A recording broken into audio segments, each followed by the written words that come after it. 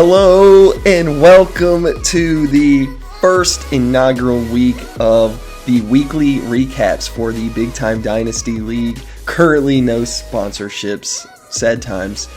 Anyway, football is back. We have week one finishes and scores, and arguably the two best games of the NFL week one season were the first and last on Thursday and Monday night. So what a wild week. What a crazy finish to a week one. And I'm excited to talk about it with all the league owners. Essentially what this is going to be every week is a quick introduction.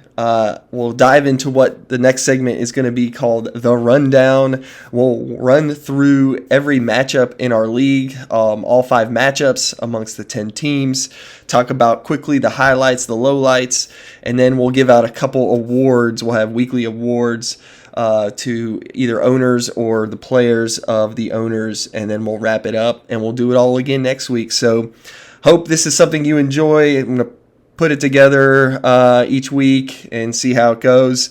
Good luck to everyone. Great job to those who grabbed the first W of the season. Shout out to the new owners, Kyler and Jake, both picking up a win in their first week of the league. Happy to have you on board. Without further ado, let's jump into the rundown. Hey, you know what?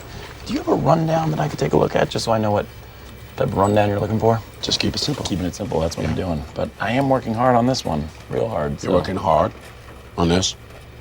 No, not too hard, not harder than I should. Right. I mean, why work harder than you should?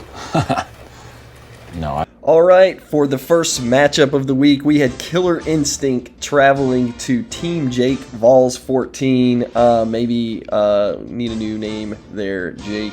Anyway, you may not, because you picked up your first win in this league, in the Big Time Dynasty League. Jake picks up the first win, 144-136 over Jonathan, myself. Patrick Mahomes does his thing, balls out, gets 36 points.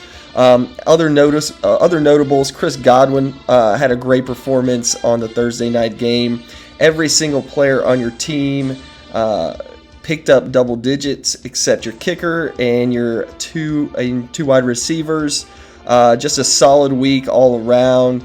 Patrick Mahomes, Austin Eckler with a little bit of a disappointing performance, but all in all, Sterling Shepard absolutely shining, doubling his projected points. Meanwhile, on the Killer Instinct side, not bad performances from anybody, but nobody really shining through. Tom Brady with a great game, because that's what he does. GOAT.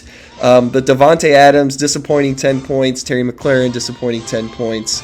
And just kind of a meh performance, and that's what will happen. If you get a meh performance, you get a loss. So left some points on the bench, as every team does, but nothing notable there. Nobody clearly breaking through on the benches of either teams. Next matchup we have Threat Level Midnight versus Dad's Belt, and Threat Level Midnight took out Dad's Belt and whipped him with a 40-point win. Huge performance from Nathan Pierce's team. Kyler Murray, maybe 2021 MVP. We'll have to see. But gets strong performances from the top half of his lineup. His running backs, old man Melvin Gordon, picking up 22, almost 21 points. Keenan Allen, Tyler Lockett, just studs this first week of the season. Tight end only got 2 and had a flex go for 0 points in Russell Gage. So puts up 170 in the blowout win and still has a player who puts up a goose egg. Just a really solid week for Nathan Pierce. Meanwhile, Aaron Rodgers puts up 1.3 points. Najee Harris in his debut with 5.9 points. Just some kind of duds this week. You have a strong team, nothing to worry about. Corey Davis and Travis Kelce were big highlights. Corey Davis putting up 26 points. Travis Kelce doing what he does, putting up 25 points.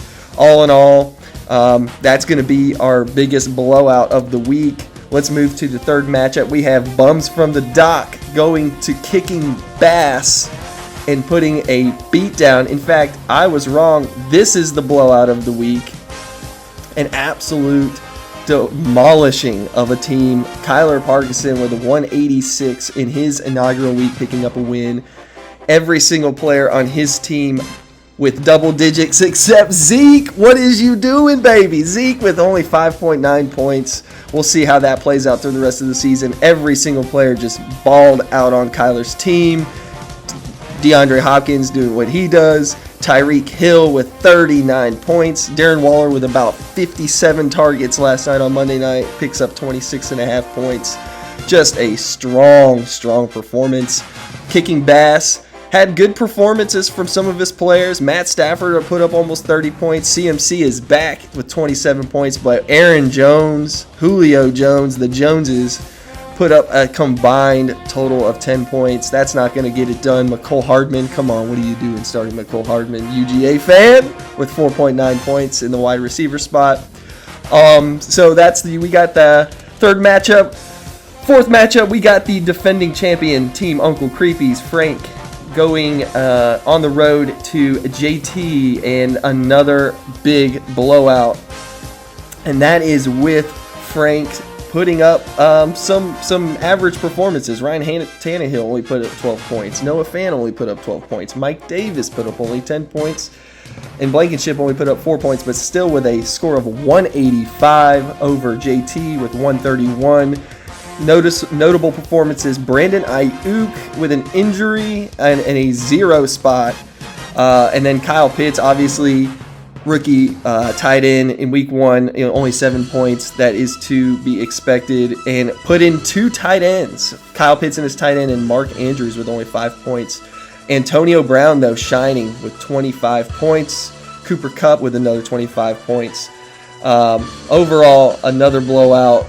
Great job, great performance, Frank. And lastly, but not least, we have Bishop Sycamore traveling to Leftover Pizza. Leftover Pizza picks up the win. Lamar Jackson, not a great performance last night, only 16 points. But Amari Cooper putting up 38, Joe Mixon putting up 25, and TJ Hawkinson putting up 25 ascends Jordan's Leftover Pizza team over Bishop Sycamore.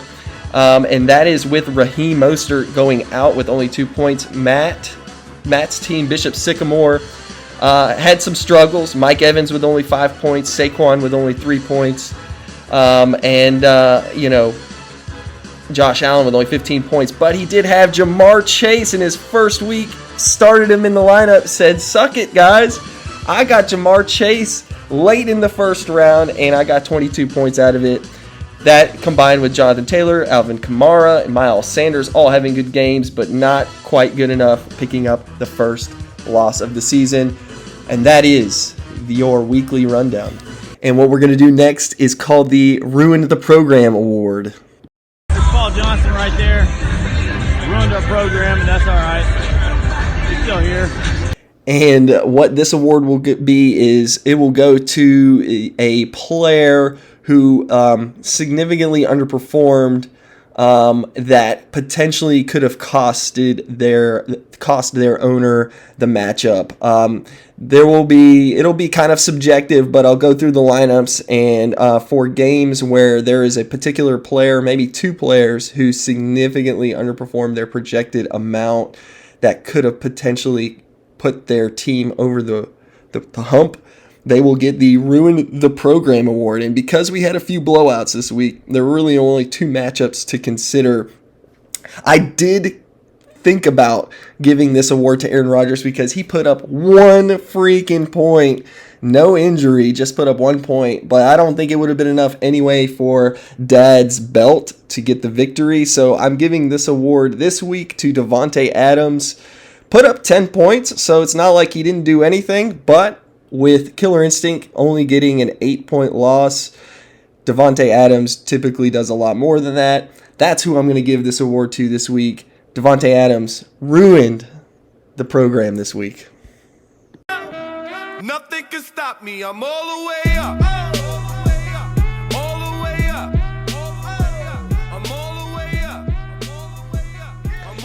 Last awards will go to the high performers. This is the All the Way Up Award, and this goes to the weekly top scorer, and then we'll go to the individual players who scored the most that week. So the top scorer, week 1, Bums from the Dock, barely edging out Team Uncle Creepy's 186.18 points.